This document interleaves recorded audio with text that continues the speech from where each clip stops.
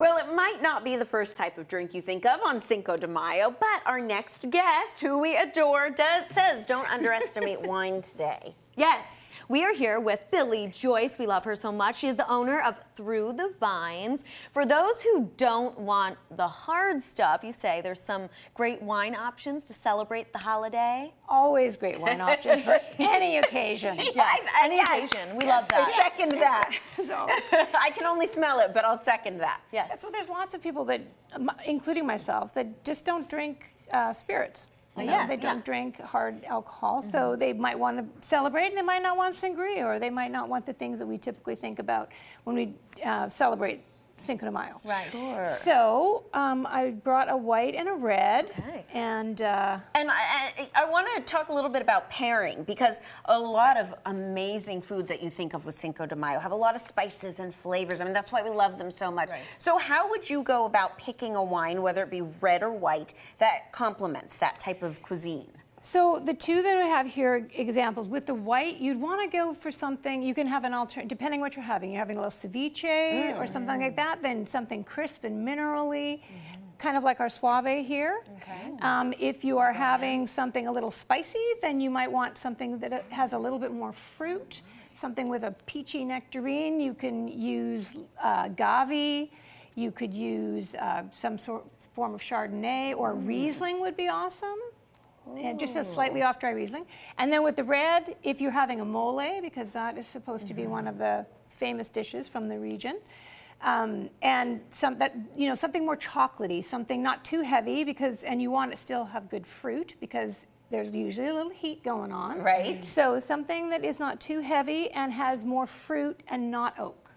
Not oak. Oh, Yeah. I like oak stuff. Yeah, but oak, when you're doing the pairing thing, sometimes with certain foods, with spice, it amplifies the heat.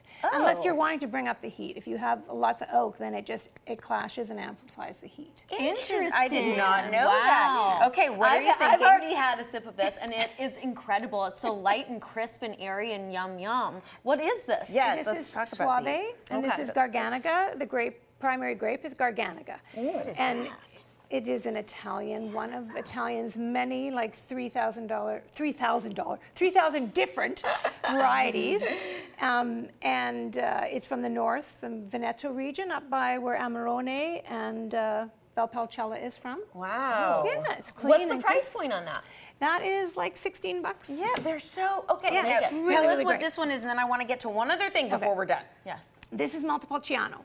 So Montepulciano this is from the D'Abruzzo region, and it is just an easy drinking, medium bodied. If you like Cabernets or something like that, then you tend to, it's not as full bodied and everything else, but it has a little bit of chocolatey to it. Yum. Yeah. Oh, and Ooh, I would could have go more well. than 2 glasses of that one. That smells good. Now, speaking of having more than 1 or 2 glasses, you are taking a trip soon that people can join on. So tell us about that. So at the end of October, for 1 week, October 28th to November 4th, south of France, we're going to retrace backwards a route that I took in 2009 from Châteauneuf down to Bandol, and with Aix-en-Provence and Cassis and a few other places in between. We're going to some small wineries that are available here. The wines are available here, but they're going to be places that people don't get to normally go to.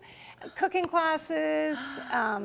There's going to be a boat trip in Cassis. and my some special God. things, yes. And you're going to be the wine Sherpa. I know. Yes. Wait, that sounds incredible. I mean, what a title, ladies and gentlemen. So I learned a fun fact today from Newsweek, saying that women are more susceptible to the effects of wine than men.